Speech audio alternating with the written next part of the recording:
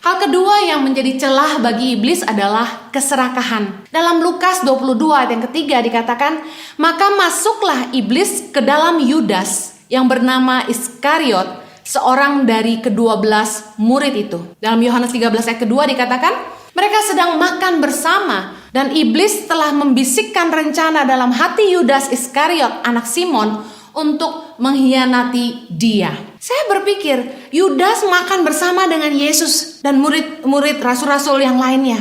Apa yang membuat Yudas sampai bisa dirasuk iblis padahal dia merupakan satu dari 12 rasul murid Yesus? Berarti seseorang aktif melayani, rajin pergi ke rumah ibadah, dekat dengan hamba Tuhan atau bahkan hamba Tuhan sekalipun tidak terlepas dari serangan roh jahat apabila dia tidak menjaga hatinya. Kenapa Yudas bisa dirasuk oleh iblis? Ternyata di dalam Yohanes 12 ayat yang keempat sampai ke-6 dijelaskan siapa Yudas sesungguhnya. Tetapi Yudas Iskariot, seorang dari murid-murid Yesus yang akan segera menyerahkan dia, berkata, mengapa minyak narwastu ini tidak dijual 300 dinar dan uangnya diberikan kepada orang-orang miskin? Hal itu dikatakannya bukan karena ia memperhatikan nasib orang-orang miskin, melainkan karena ia adalah seorang pencuri.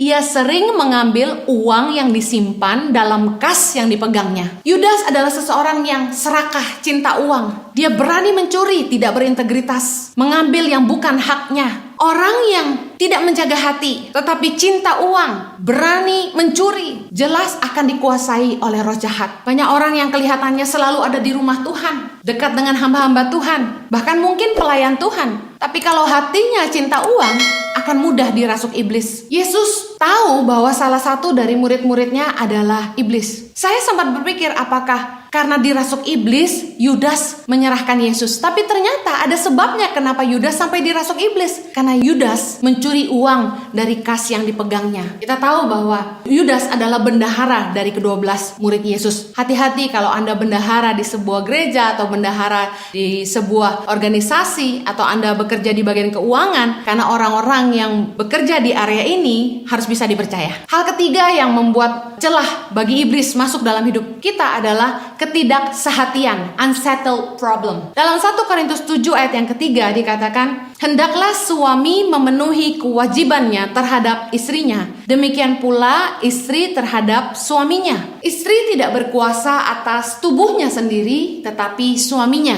Demikian pula suami tidak berkuasa atas tubuhnya sendiri, tetapi istrinya. Janganlah kamu saling menjauhi kecuali dengan persetujuan bersama untuk sementara waktu, supaya kamu mendapat kesempatan untuk berdoa. Sesudah itu hendaklah kamu kembali hidup bersama-sama, supaya iblis jangan menggodai kamu, karena kamu tidak tahan bertarak. Sebagian penyebab dari perselingkuhan adalah hubungan suami istri yang memburuk dikarenakan oleh masing-masing tidak menjalankan kewajiban sesuai fungsi, sehingga timbul kekecewaan terhadap satu sama lain. Ekspektasi yang tidak terpenuhi diperparah dengan tidak adanya komunikasi. Tinggal berjauhan terlalu lama sehingga kebutuhan biologis dan kehadirannya tidak terpenuhi. Sehingga pasangan mungkin merasa kesepian. Nah, ini menjadi celah bagi orang ketiga. Firman Tuhan mengajarkan kepada kita bahwa di dalam hubungan suami istri, iblis dapat menggoda kita kalau hal-hal ini terjadi. Yaitu apabila salah satu atau masing-masing tidak menjalankan kewajibannya, ekspektasi tidak terpenuhi sehingga kecewa, kemudian tinggal berjauhan terlalu lama. Ada yang bilang, Bu Heni, bagaimana kalau merupakan tuntutan pekerjaan, suami saya harus bekerja di pedalaman sementara saya dan anak-anak di kota. Di dalam sebuah seminar wanita saya pernah sampaikan, kalau memang suamimu oleh pekerjaannya karena urusan dinas dia ditempatkan di sebuah daerah, sebagai istri sebaiknya ikut. Harus ada yang berkorban, harus ada yang mau mengalah. Katakanlah kalau kontrak kerjanya cuma sebentar, 1 tahun, firman Tuhan izinkan